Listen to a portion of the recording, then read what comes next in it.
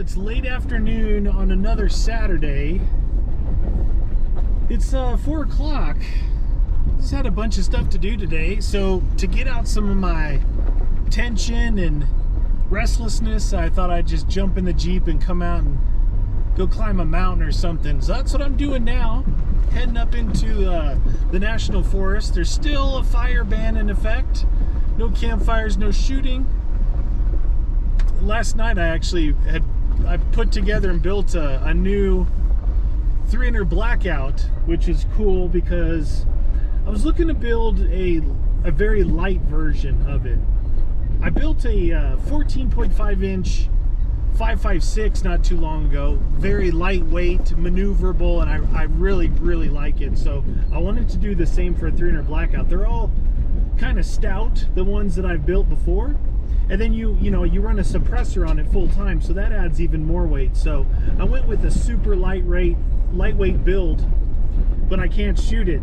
Not yet, at least. Not till, I don't know, till we get some water or something, some rain, maybe some snow. I don't think we're that close to snow yet, but so I did that. That's pretty fun.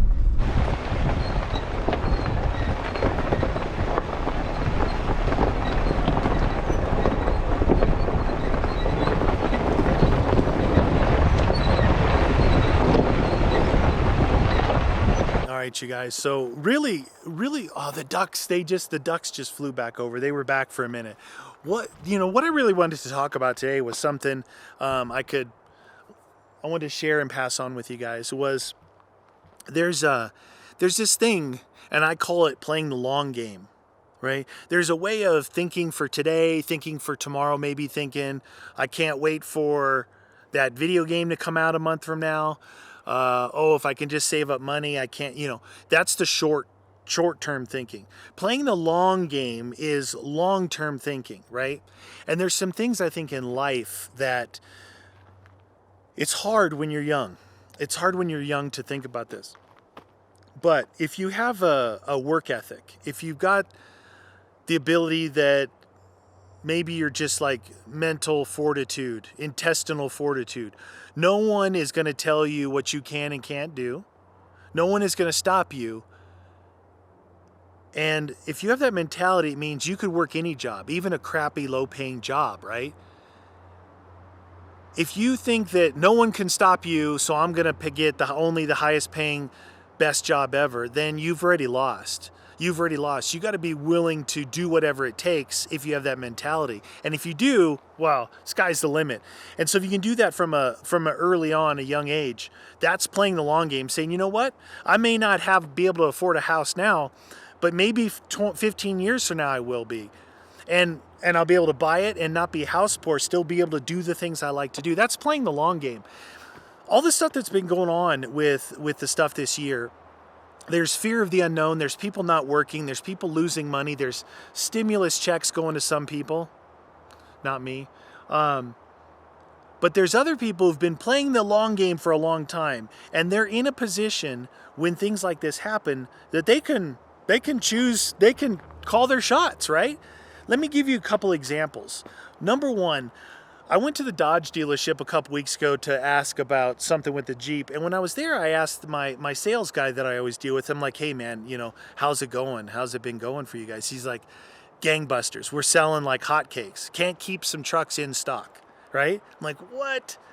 And when I left, I'm like, there's people who've been working hard and they haven't been careless or reckless with their money. They've been saving. It's not saving for a rainy day. It's like a lifestyle. You enjoy life, but you save. You're always saving. You're playing the long game that when you get to a certain point, maybe you can retire early. Maybe if you come across something that you really want, you have the money for it. That's playing the long game. It's like a 401k. It's like a retirement plan. That's money you put away and you don't think about for 30 years. 30 years! Think about that. If you're a young person out there, think about if I gave you $100,000 today and I said, this is for your retirement. Could you take that $100,000 and put it away and not think about it, not knowing that you're not going to be able to touch it for 30 years? Do you have that kind of fiscal responsibility? It's tough when you're younger. It's tough.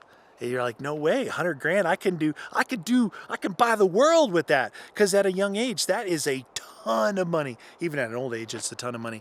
What I'm getting at, people that was playing this long game, they're able to go in and get killer deals because the dealerships have all these incentives, cash back, below sticker, below invoice. You're able to get into something.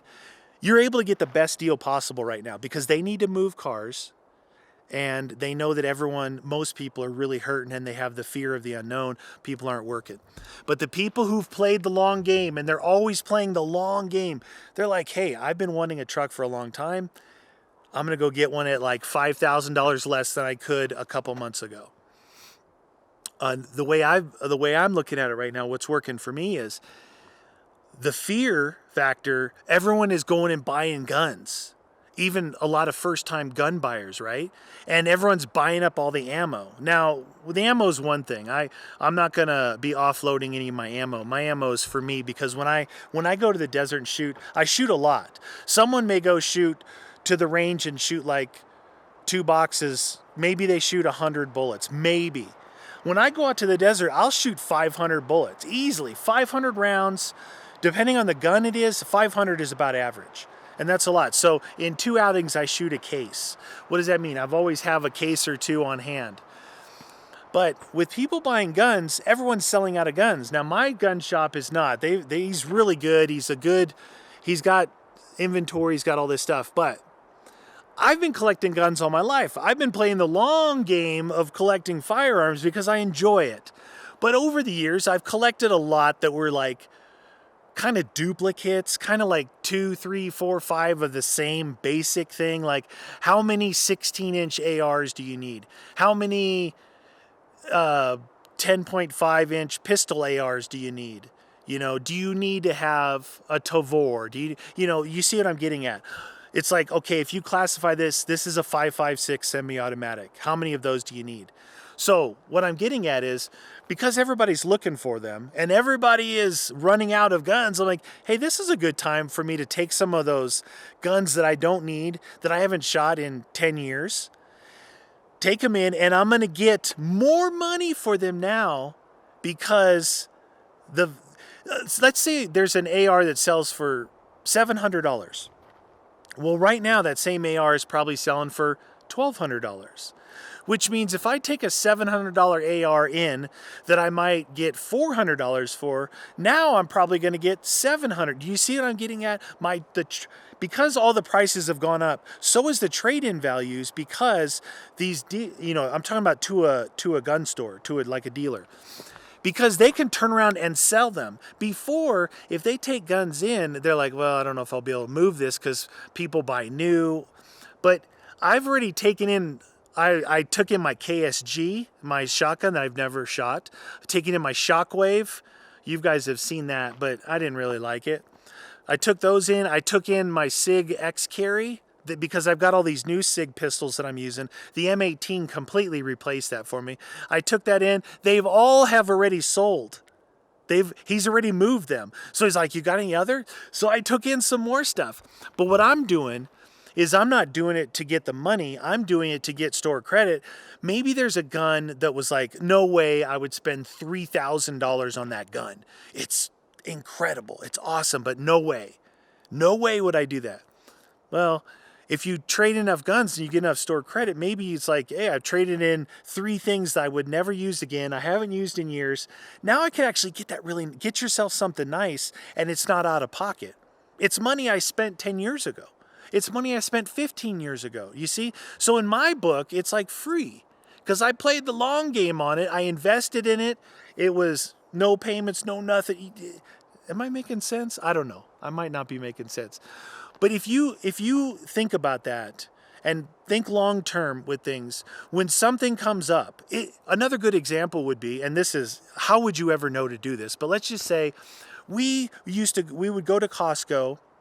Because we don't like going to Costco, we would get 2 big things of toilet paper, 2 big things of paper towels, 2 big things of the plates, the paper plates, and the red cups, which means we had like 3 months worth of stuff, right?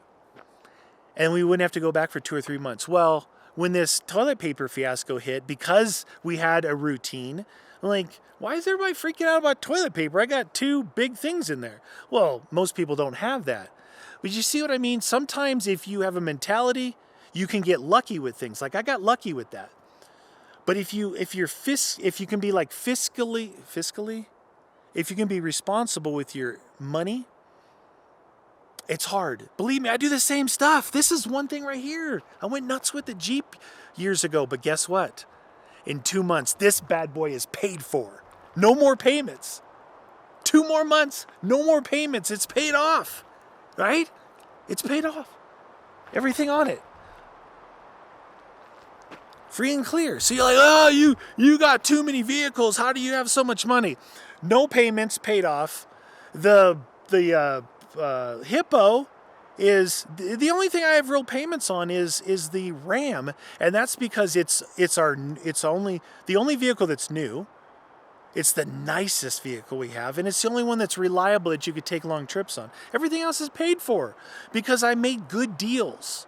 I made good bargains. Not on this. This was one I just bought, and I paid the payments. 4 years, I put money down. I went through my 4 years, and it's such a good feeling. I don't know, it's kind of weird. Anyway, you guys, I think I talked long enough. Hopefully I shared some valuable information. What I'm trying to do is maybe to get you thinking along the lines of play the long game.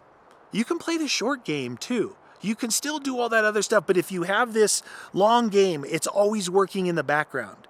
Always working.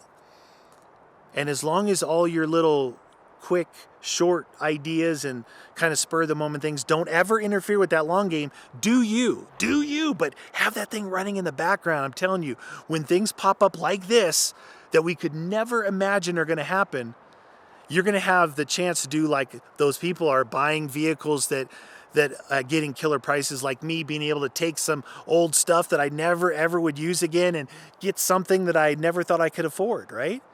There's no need to, but why not? If I'm never going to use it, why not? Why not splurge a little bit? We all get depressed. Buying stuff makes me temporarily feel good. When I get an Amazon package, I'm like, yeah. Oh, it's only pesticide spray or something, something stupid. But I'm like, oh, a package. You get that. We all get that. There's a lot of people who like to go clothes shopping. A lot of people do that with food. Why not? Why not treat yourself? You deserve it.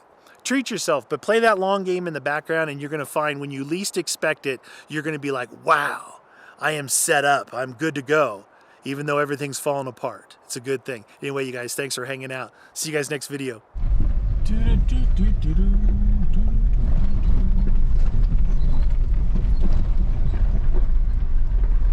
The sun's right in my eyes, man.